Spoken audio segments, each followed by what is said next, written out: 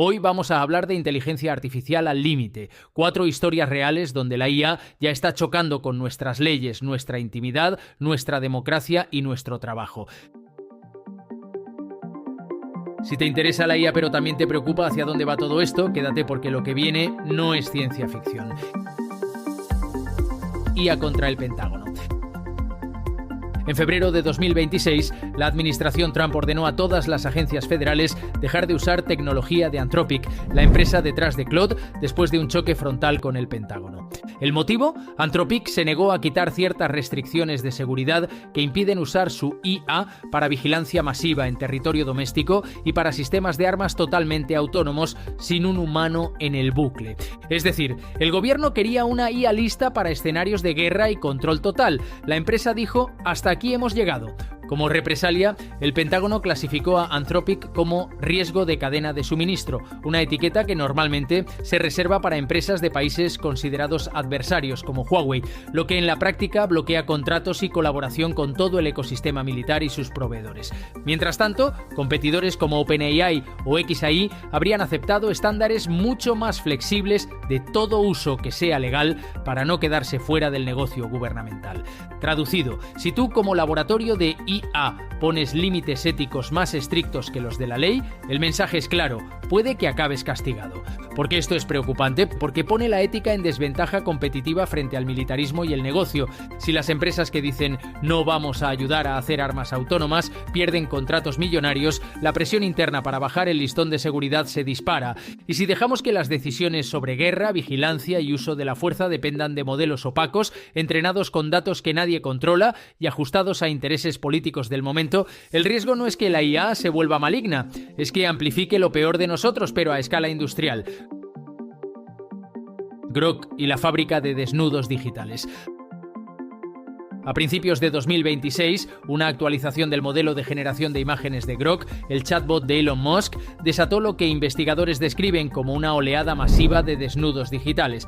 El nuevo modelo, llamado Aurora, permitía manipular fotos de personas reales, celebridades, influencers, gente corriente, para generar versiones sexualizadas o casi desnudas, a menudo sin ningún tipo de consentimiento. Un estudio del Center for Countering Digital Hate estimó que Grok generó unos 3 millones de imágenes sexualizadas en solo 11 días y que unas 23.000 parecían representar a menores.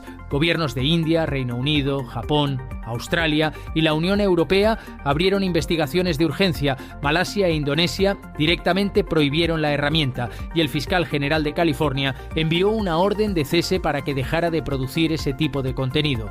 Entre las víctimas destacadas hubo figuras públicas muy cercanas al propio Musk, como la influencer Ashley St. Clair, que demandó a xAI alegando que la plataforma había facilitado la creación de deepfakes sexuales no consentidos. Al principio, la reacción de la plataforma fue defensiva, minimizando el problema, pero la presión regulatoria y mediática fue tal que X restringió la generación de imágenes solo a usuarios de pago y más tarde deshabilitó la opción de editar fotos de personas reales para ponerlas en ropa reveladora. ¿Ha solucionado eso el problema de fondo? No, porque el mensaje que queda es: mientras haya mercado para humillar, sexualizar o extorsionar a alguien con un par de clics, alguien va a construir la herramienta para hacerlo. Y aquí entra lo verdaderamente inquietante. Si hoy se pueden crear millones de desnudos falsos en 11 días, mañana se pueden fabricar pruebas falsas de delitos, infidelidades o abusos con la misma facilidad. El límite entre tu intimidad y el imaginario morboso de cualquiera se está haciendo peligrosamente fino. Deepfakes que apagan democracias. La IA ya se usa para fabricar fotos, vídeos, audios y documentos falsos tan convincentes que cada vez es más difícil para una persona normal distinguir qué es real y qué no, sobre todo cuando se comparte en grupos privados o redes con poca moderación. El problema ya no es solo que te cuelen un bulo sobre un candidato, sino que ese ruido se está usando para algo más perverso: desanimar a la gente a votar, convertir el miedo y la confusión en herramientas de supresión del voto. Expertos en desinformación avisan de que con herramientas baratas o gratuitas para crear crear deepfakes, veremos una oleada de vídeos y audios negativos sobre candidatos, diseñados específicamente para grupos concretos de población y difundidos justo antes de las elecciones, cuando ya no hay tiempo material de desmentir nada. Investigaciones recientes muestran que, aunque la mayoría de la gente ha oído hablar de los deepfakes, muy pocos se sienten capaces de detectarlos de forma fiable, y en experimentos se confunden constantemente entre contenido real y fabricado. Esto alimenta lo que llaman el dividendo del mentiroso. Ya no solo puedes engañar a la gente con contenido falso, también puedes sembrar la duda sobre contenido verdadero solo insinuando que eso será IA. Y no es hipotético. Ya hemos visto casos donde deepfakes alteran resultados o generan escándalos suficientes como para cambiar el rumbo de elecciones en países como Eslovaquia, India o Estados Unidos, con vídeos falsos que hacen confesiones inventadas o acusan a candidatos de delitos que nunca ocurrieron. De cara a las elecciones de medio mandato de 2026 en Estados Unidos, agencias como la Cybersecurity and Infrastructure Security Agency han advertido que la IA reduce radicalmente el coste de las operaciones de influencia y aumenta su credibilidad. Mientras tanto, los sistemas para marcar contenido como sintético o rastrear su origen van siempre por detrás. Las marcas de agua y metadatos se pierden cuando el contenido se resubir y se remezcla, y las políticas de etiquetado de las plataformas se aplican de forma irregular y muchas veces invisible para el usuario final. Aquí el límite que está rompiendo la IA es básico. Si ya no podemos confiar en lo que vemos y oímos, la opción más segura para mucha gente será no hacer nada. Y una democracia donde la opción racional parece quedarse en casa es una democracia al límite. La guerra legal contra las grandes IAs. En paralelo a todo esto, 2025 fue el año en que se dispararon las demandas por derechos de autor contra las empresas de IA generativa. Se cuentan ya más de 70 demandas de titulares de copyright contra desarrolladores de modelos solo en Estados Unidos. Hablamos de autores, editoriales, grandes medios y compañías con catálogos enormes que acusan a estas empresas de entrenar sus modelos con obras protegidas sin permiso y sin pagar €1 de licencia. En Nueva York se han centralizado más de una docena de casos de autores y medios literarios contra OpenAI en un único procedimiento supervisado por el juez Sidney Stein, que ya ha permitido que sigan adelante las reclamaciones que denuncian que los textos generados por ChatGPT te pueden parecerse lo suficiente a las obras originales como para infringir derechos.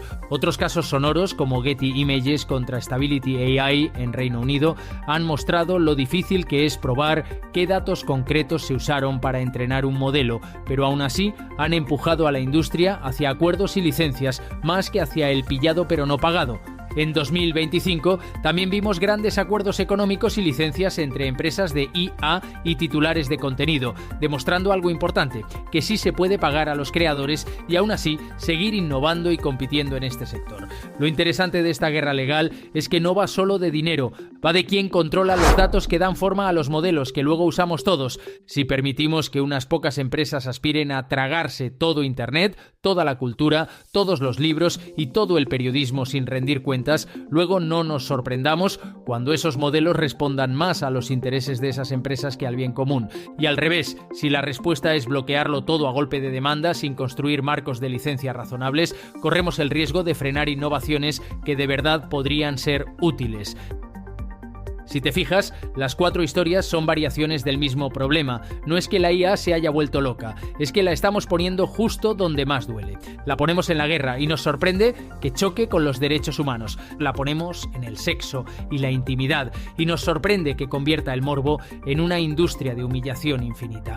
La ponemos en la política y nos sorprende que convierta la desinformación en un producto a medida para cada votante. La ponemos a digerir toda la cultura y nos sorprende que los creadores se rebelen cuando ven que otros monetizan sus obras sin preguntar. La ironía es que si mañana una IA nos devolviera este vídeo y nos dijera "os lo estabais buscando", probablemente tendría un poco de razón. El problema no es que la inteligencia artificial no tenga límites, es que los nuestros son muy negociables cuando hay poder, dinero o votos de por medio. Ahora te toca a ti. ¿Te sentirías cómodo sabiendo que una IA participa en decisiones de guerra o vigilancia en tu país?